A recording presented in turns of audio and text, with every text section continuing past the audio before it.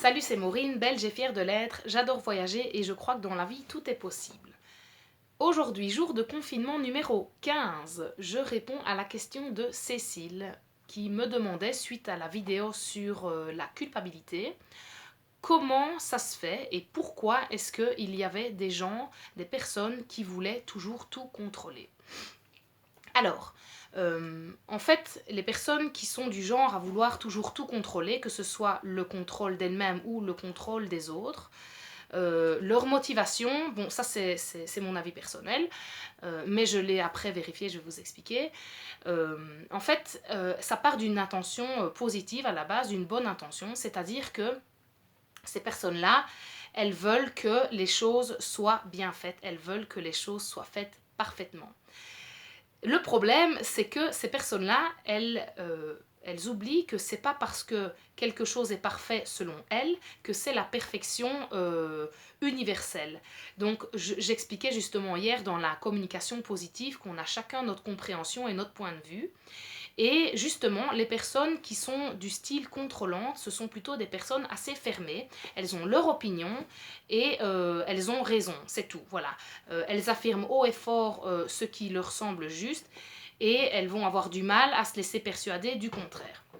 Donc, pour une personne qui est du style contrôlante, si elle a une vision spécifique de la perfection, elle va s'assurer que cette perfection soit bien réalisée à sa façon et elle va s'autocontrôler ou contrôler le comportement des autres. Et en fait, pourquoi est-ce qu'elle fait ça? Parce qu'elle a besoin d'être rassurée. Ben oui, forcément, pour elle, c'est tout à fait un manque de... Elle va se sentir en insécurité si les choses ne sont pas faites à leur façon, justement, parce que pour elle, il n'y a que cette façon-là qui compte. Ensuite, bon voilà, j'avais un petit peu réfléchi à la question et je me suis rappelé que dans le livre de Lise Bourbeau qui s'appelle Les 5 blessures de l'âme qui nous empêchent d'être nous-mêmes, elle parlait de la blessure de la trahison. Et pour les personnes qui ont vécu la blessure de la trahison, étant petit, hein, c'est des blessures qui sont bien profonds dans notre inconscient. On ne peut pas se souvenir que notre parent nous ait trahis réellement. C'est vraiment en fonction de nos attentes, c'est enfoui bien loin en dessous de nous, mais ça a toujours des répercussions aujourd'hui dans nos comportements. Donc la personne qui souffre de la blessure de la trahison va porter le masque du contrôlant. C'est comme ça que Lise dit dans son livre. Elle va justement, donc la personne qui souffre de trahison va avoir peur, ça va être une de ses plus grandes peurs, c'est de nouveau revivre une trahison, que ce soit une trahison envers elle-même ou une trahison des autres sur elle. Donc, elle va vouloir tout contrôler pour être sûre justement que les autres respectent ses attentes, pour que les autres respectent leur engagement et pour qu'elle-même respecte ses propres engagements.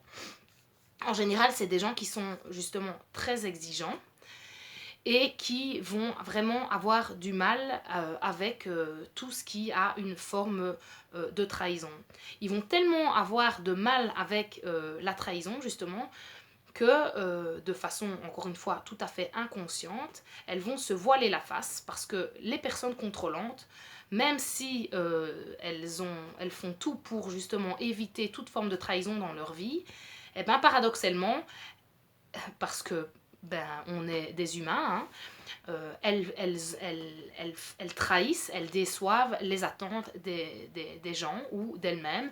Ça leur arrive régulièrement de ne pas respecter leur engagement. Mais là, elles vont vraiment réussir à se voiler la face et à ne pas le voir, tout simplement. Et voilà, comme je dis, c'est vraiment quelque chose de tout à fait inconscient.